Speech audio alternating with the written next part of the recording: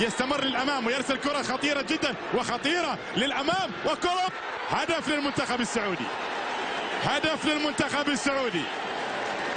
هدف للمنتخب السعودي. نعم، اللي صنع الكرة في المرة الأولى يحيى الشهري، واللي هيأ الكرة بعد ذلك.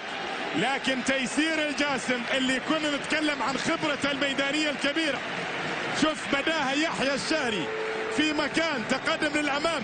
هذا أول وصول للمنتخب السعودي، يحيى الشهري يفعل ذلك، والكرة من جانب السهلاوي إلى تيسير الجاسم، لمسة أولى في شباك مرمى منتخب الإمارات الوطني. شوف الكرة قوية جدا، طبعا ما كان أمام ماجد أنه يعملها أي شيء، وبالتالي هدف يسجل، هدف يعطي منتخب المملكة العربية السعودية التقدم في المباراة حتى الآن. كرة فيها محاولة، مبخوت إماراتية خطيرة جول جول جول.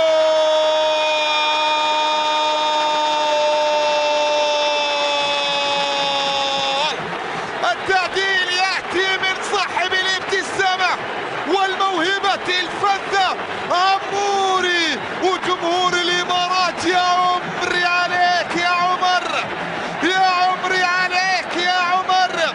يسجل هدفه الثاني في التصفيات او الثالث عفوا، ويضع المنتخب الاماراتي بنتيجة التعادل. هي التمريرة، هو من بداها، هو من انهاها.